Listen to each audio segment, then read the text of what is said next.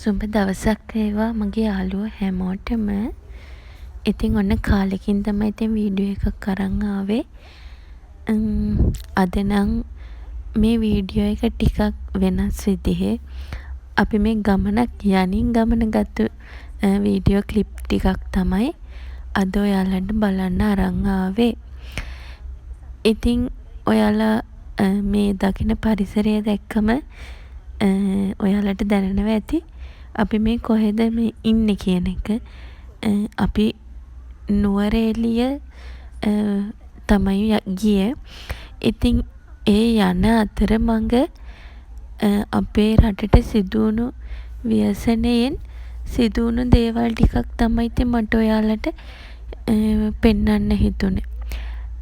ඉස්සර නම් ඉතින් අපි නුවරඑළිය යනවා කියන්නේ හරිම ලස්සන පරිසරයක්, හරිම ආසාවෙන් ගියපු තැනක්නේ. ඉතින් දැන් මේ වෙලා තියෙන දේවල් දැක්කම අර ලස්සනට වඩා ටිකක් බය හිතෙනවා. මොකද වැස්සත් එක්ක පරිසරය ගොඩක් වෙනස් වෙලා තමයි තියෙන්නේ. මේ බලන්නකෝ මේ මීදුමත් එක්ක පරිසරය විඳින්න අපි කොච්චර ආසද. නුවරඑළිය යන්නේ මේ පරිසරය විඳ ගන්නනේ. ඉතින් ඇත්තටම දැන් නම් නුවරඑළිය යන අතරමඟ පාරවල් වලට පස් කඳු කඩාගෙන වැටිලා, පාරවල් ගිලා බැහැලා ඒ හැමදේම වෙලා තියෙන්නේ.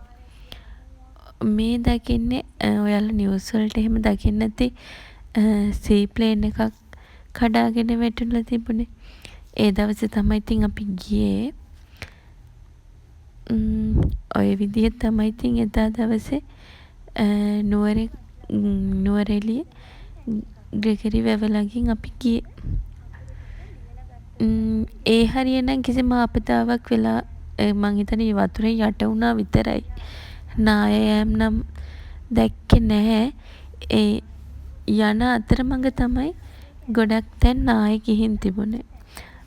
හග්ගල මල්වත්තට පහලින් පාර ගිලා බැහැලා ඒ වගේ දේවල්. ඒ වගේම රම්බොට නාය කියපු තැන් තව ගොඩක් ඉතින් පස් කඳු කඩාන වැටිලා නාය ගිහින් තිබුණා. මේ කාලගුණය නිසා අපේ ජීවිතවලට ඉගෙන ගන්න ගොඩක් දේවල් තියෙනවා. මොකද මේ රම්බොට නාය කියපු එක දැක්කම එතන හිටපු කෙනෙක් තමයි ඉතින් අපිට කිව්වේ උට ඉඳන් නාය ආපු එක සමහර ගෙවල් නිකන් අර හොයාන ගිහින් වගේ නාය ගිහින් තියෙන්නේ. සමහර ගෙවල් මඟ ඇරලා එක ගෙදරක් ළඟින්ම ඒ කෙලින්ම ආපු එක මඟ ඇරිලා මේ අනිත් ගෙදරට ගිහිල්ලා. අපි කරන ජීවිතේ පින්පව් අනුව තමයි හැමදේම සිද්ධ වෙන්නේ. හැම මොහොතකම පින් වැඩ කරා නම් අපේ ජීවිතේ අපේ මොකක් හරි කරදරයක් වෙන්න තියෙනවනම් ඒ දේවල් වලින් මඟ ඇරෙන්න පුළුවන්. ඒ ගමේ 49ක්ද කොහෙද නැති වුණා කිව්වා.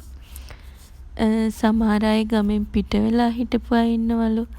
සමහර අය නිවාඩුවට නෑදෑ ගෙවල් වල ඇවිල්ලා ගමට ඇවිත් හිටපු අය හිටියලු. ඒ හැමෝම නැති වුණාලු.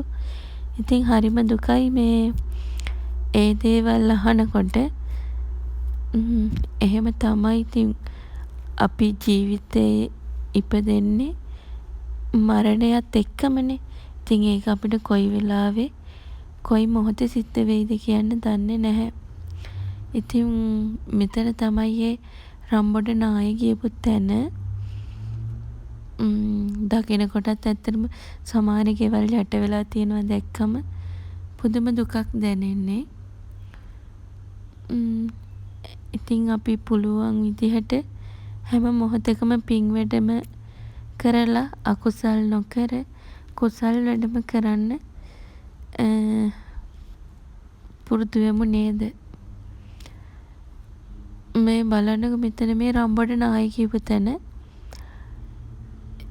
මෙතනම තමයි අර බස් එකක් පෙරලිලා තිබුණේ. ඉතින් ඒව දැක්කම ඇත්තම හිතට බයක් දැනෙනවා. ඒ නාය ගිහින් තියෙනවා දැක්කම මේ වෙලා තියෙන දේවල් දිහා දැක්කම ඔයා මම අපි මේ හැමෝම මේ ලැබුණ පුංචිම ජීවිතේ අකුසල් නොකර කුසල්ම රැස් කරලා ජීවත් වෙන්න උත්සාහ කරමු. ආයෙමත් දවසක ලස්සන වීඩියෝ එකක් අරන් එනකල් මම ගිහින් එන්නම්. ඔයාලා හැමෝටම ලස්සනම දවසක් වේවා.